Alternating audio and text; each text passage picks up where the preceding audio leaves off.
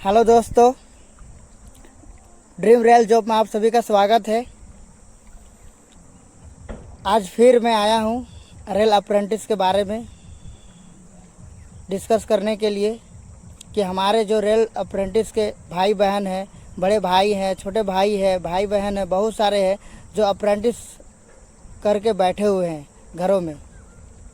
और हमारे जो महामंत्री श्री गोपाल मिश्रा जी लेटर पे लेटर लिए जा रहे हैं और आश्वासन पे आश्वासन दिए जा रहे हैं कि अब आप लोग का न्याय होगा, आप जीएम पावर से आप सभी को समायोजित कर दिया जाएगा।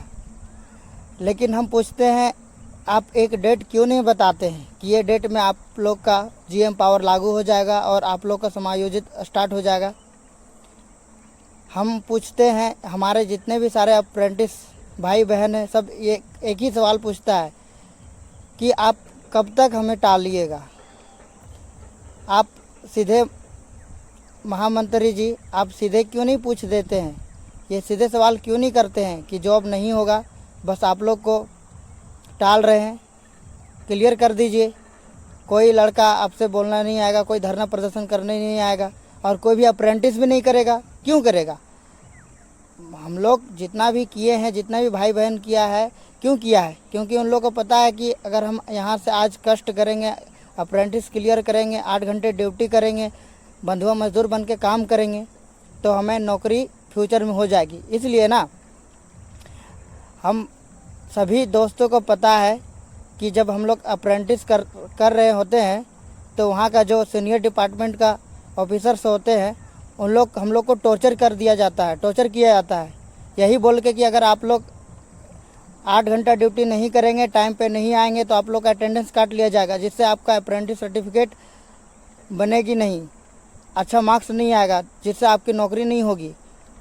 इतनी धमकी देने के बाद हम लोग उसको धमकी को मानते हैं और हम लोग अप्रेंटिस को कंधे में कंधे मिला के, जितने भी अस्थायी कर्मचारी है उसके साथ कंधे पे कंधे मिला के काम किए हैं। अगर काम नहीं किए हैं तो आप एक बार विजिट कीजिए लोको शेड में और देखिए बच्चे लोग कितने काम करते हैं, कितना मेहनत करते हैं। आप अगर योग्यता चाहिए तो आप योग्यता देखिए ना। आप अगर योग्यता से लेना चाहते हैं तो देखिए 10th अच्छा मार्क्स होता है, उसको आप क्वालिफाई मानते हैं।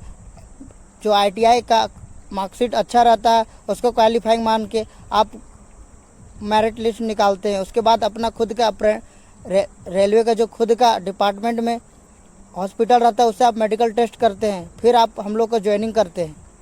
जब इतनी प्रक्रिया करने के बाद फिर इतनी विलम्ब क्यों? हमारे पूछता है सारा अप्रेंटिस भाई बहन कि इतनी विलम्ब क्यों हो रही है? सरकार क्यों नहीं सुनना चाहती है?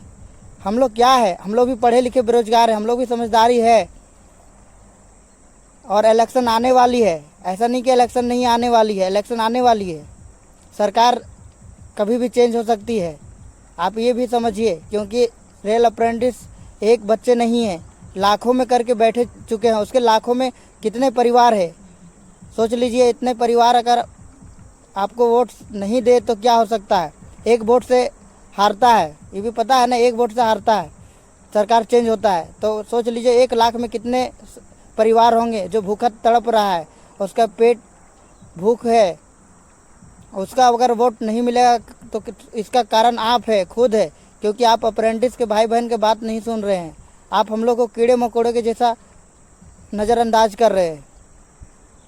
हम लोग एक नहीं है, अनेक है और एकता में बल है। जीएम पावर लागू करे, क्योंकि हमारे जितने भी अप्रेंटिस भाई बहन हैं सब सपोर्ट में आए हैं। और देखिएगा एक दिन आपको झुकना ही पड़ेगा, झुका के रखेंगे, क्योंकि हम लोग बेरोजगार हैं। कितने सारे आत्महत्या कर चुके हैं। ऐसा नहीं कि रेल मंत्री आप बने हैं तो ये मतलब अजूबा हो रहा है, समायोजन अजूबा नहीं हो रहा है। इससे पहले कितने अप्रेंटिस भाई बहन का समायोजन हो चुका है। श्री लालू यादव भी अब समायोजित किए हैं, जो रेल मंत्री हुए करते थे। रामविलास पासवान जी भी किए हैं, नीतीश कुमार भी जी किए हैं, ममता बनर्जी भी किए हैं। तो फिर आप क्यों नहीं करना चाहते? क्यों? मतलब उन लोग क्या है, उन लोग पास दिमाग नहीं था? ऐसा नहीं है, उन लोग भी मंत्री बने तो ऐसे नहीं बने थे। तो आप क्या चाहते हैं? आप पॉलिटिक्स में क्यों आ गए हैं? फ्यूचर क्यों बर्बाद करना चाहते हैं बच्चे लोग का? फ्यूचर बर्बाद करने से आपको क्या मिलेगा? अगर जितने सारे लड़के रेल में आ गए तो रेल बंद कर सकते हैं, इतने सारे लड़के हैं। लेकिन लड़के लोग चाहते हैं शांतिपूर्वक, क्योंकि हम लोग महात्मा गांधी देश के हैं। हम लोग शांतिप्रिय ढंग से काम करना चाहते हैं, क्योंकि हम लोग मेहनत करने वाले लड़के हैं। हम लोग दंगे फसाद करने वाले लड़के नहीं हैं।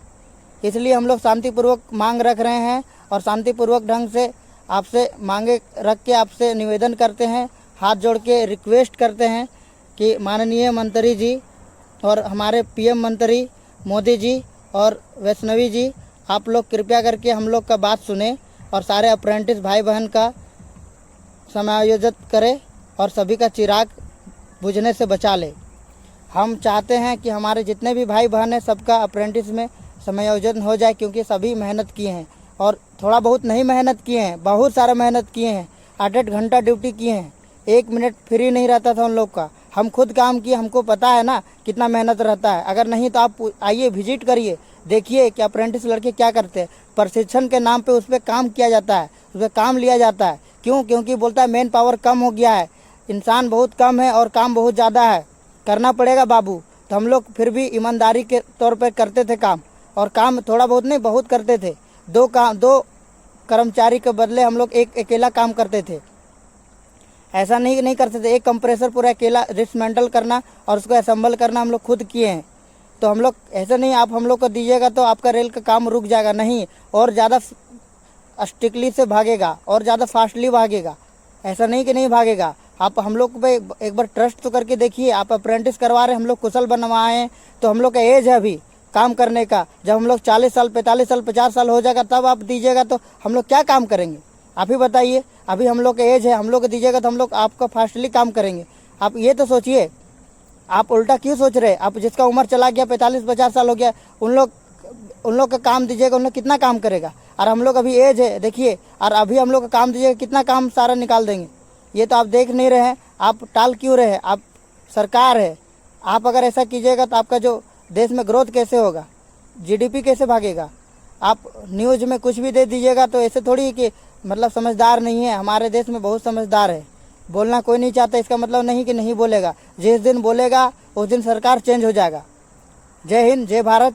हम सबसे निवेदन करते हैं भाई लोग से सपोर्ट करें और ज़्यादा से ज़्यादा शेयर करें, ताकि हमारे बातों को सरकार तक पहुँचे और सरकार इसे गंभीरता से ले और जल्द से जल्द समायोजन का प्रक्रिया स्टार्ट करे और हम लोग जितने भी अप्रेंटिस भाई बहन हैं सबका समायोजन करें।